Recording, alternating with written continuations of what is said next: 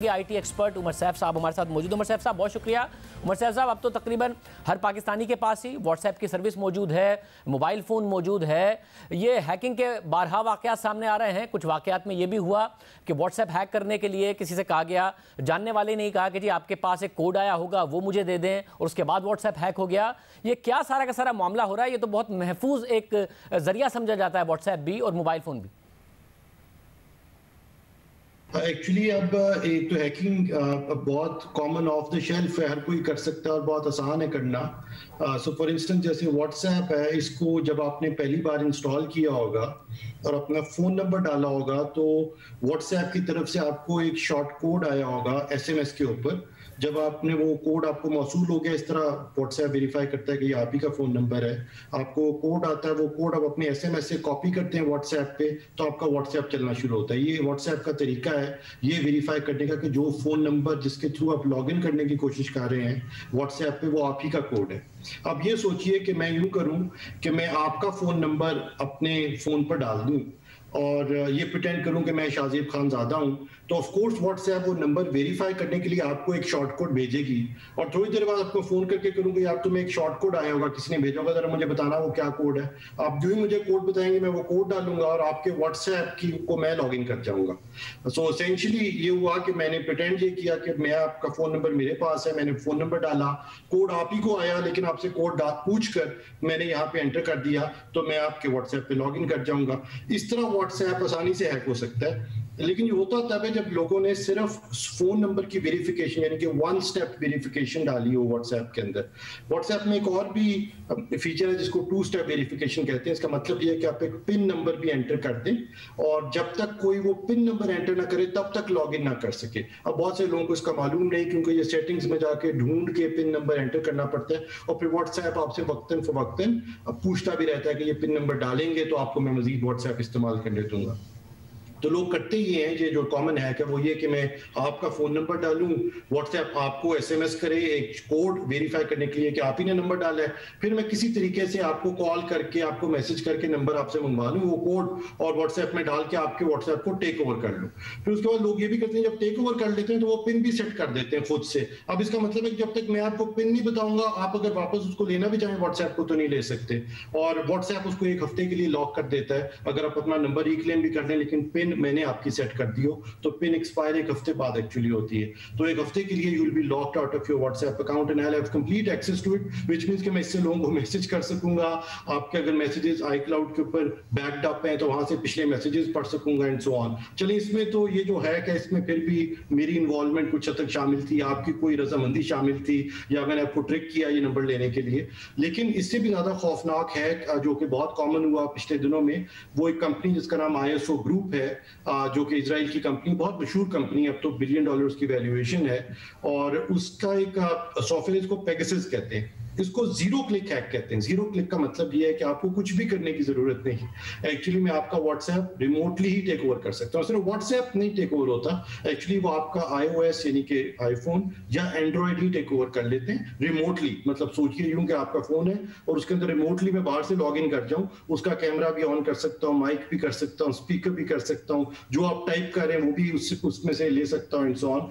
इसको zero click attack कहते हैं और ये सिर्फ तभी मुमकिन है जब ऑपरेटिंग सिस्टम में, मतलब एंड्रॉइड में या iOS के अंदर कोई खामी मौजूद हो।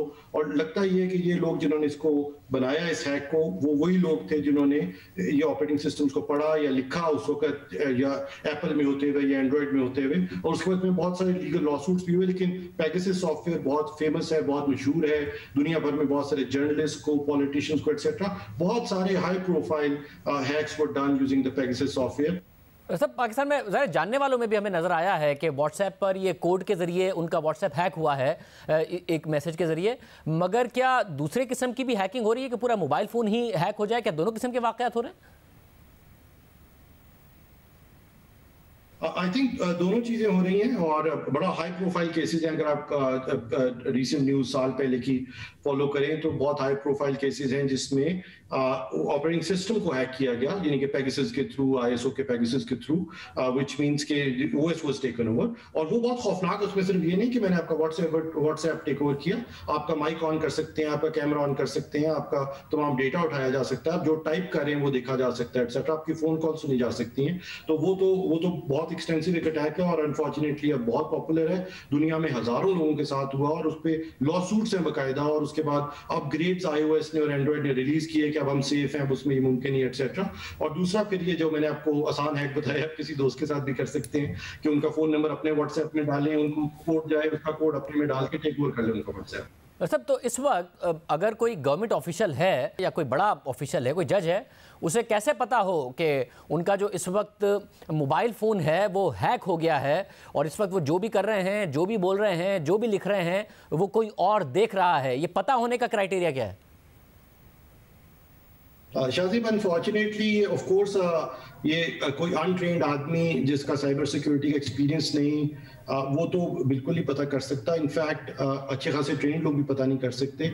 अब साइबर जो अटैक्स हैं उनकी सोफिस्टिकेशन वक्त के साथ साथ बढ़ती चली जा रही है। एंड नॉट जस्ट दैट, मतलब आपको मालूम है कि जैसे अब तो दुनिया में बड़े बड़े इदारे, जैसे अमेरिका का नेशनल सिक्योरिटी एजेंसी है, यूके में GCHQ है, उनका तो काम ही ये है कि दुनिया की जितनी भी कम्युनिकेशन हो रही है वो सारी कम्युनिकेशन को देखा जाए और उसमें कोई अगर ऐसा थ्रेट है, कोई अलर्ट है टेररिज्म के बारे में, किसी भी चीज़ को मॉनिटर करना चाहें तो वो ऑटोमेटिकली उससे निकाल सके। तो उनका तो अलबत्ता काम ही ये है कि वो हर वक्त दुनिया में जितनी भी कम्युनिकेशन, ईमेल है, व्हाट्सएप है, जितनी भी इलेक्ट्रॉनिक कम्युनिकेशन है उसको मॉनिटर किया जाए। और वो बहुत बड़े सोफिस्टिकेटेड इदारे हैं। जो इंपॉर्टेंट बात है शायद आपके शो के जरिए हाईलाइट करनी जरूरी है, वो ये कि पाकिस्तान में जो साइबर सिक्योरिटी है, क्योंकि अब देखिए सिस्टम्स हमारे डिजिटाइज होते जा रहे हैं, हमारी ऑफ कोर्स एयरलाइन का सिस्टम डिजिटाइज है, अस्पताल होते जा रहे हैं, ट्रेनें हैं, बसें हैं, बैंक्स हैं, गवर्नमेंट के बहुत सारे काम हैं जो अब डिजिटाइज होते जा रहे हैं। पहले तो थे नहीं, अब क्योंकि तेजी से चीजें डिजिटाइज हो रही हैं, आपकी इकोनॉमी डिजिटाइज हो रही, फाइनेंशियल ट्रांजैक्शन डिजिटाइज हो रही, तो उसको सिक्योर करना भी उतना ही जरूरी है। और पाकिस्तान में सच कोई ऐसा इदारा नहीं जो कि मैंडेटेड है कि वो साइबर सिक्योरिटी के सिस्टम्स बनाए या साइबर सिक्योरिटी थ्रेट्स या अलर्ट्स इशू करे। अवेयरनेस भी बहुत कम है। When I was in the government many years ago, तो मुझे याद है ये WannaCry नया आया और उसने वो इंक्रिप्शन बेस्ड अटैक था और वो आके डेटा को एन्क्रिप्ट कर देता था और सिस्टम को हेंस डेटा लॉक कर देता था unless you paid someone money जिसने अटैक किया हुआ है कि वो आपके डेटा का एक्सेस करने दे। इस पे NHS जो कि यूके में उनके अस्पताल बंद हो गए, कई बैंक दुनिया में बंद हो गए, एयरलाइंस ग्राउंड हो गई। पाकिस्तान में जो पंजाब था, इसमें हमने हालांकि बहुत बड़ा एक सिक्योरिटी इंफ्रास्ट्रक्चर बनाया जब उन चीजों को डिजिटाइज कर रहे थे, लेकिन हमारे 1122 का जो सिस्टम था वो वल्नरेबल पाया गया जब ये अटैक हो रहा था। And was very quickly way to take it offline, upgrade it and then make it public again and so on. So ये किसी को बहुत I think this requires a lot of sophistication but also dedicated attention at this point. इस दौर में मेरा ख्याल है कि cyber security just as important as any other security. मतलब of course there is a very famous incident and we should probably highlight this. Iran का एक न्यूक्लियर प्रोग्राम था और लगता ये था चंद साल कबल के वो शायद ये अपनी कैपेबिलिटी को पब्लिकली डिस्प्ले भी करें, कोई टेस्ट भी करें एक्सेट्रा।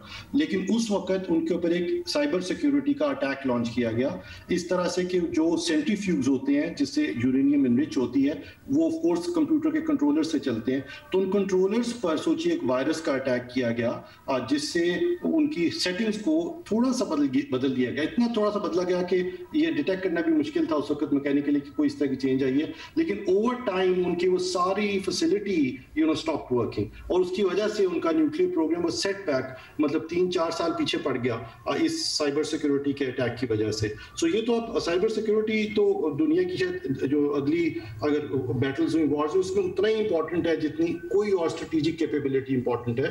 और देयरफॉर हमारे पास नेशनली मैंडेटेड इदारे जरूरी हैं जिनका काम ये हो कि वो एक साइबर सिक्योरिटी इंश्योर भी करें और उसके बाद साइबर वॉरफेयर में भी उनकी एक्सपर्टीज हो, क्योंकि ये एक इमर्जिंग थ्रेट भी है और इसमें एक इमर्जिंग एक्सपर्टीज भी जरूरी है in this day and age. बहुत शुक्रिया।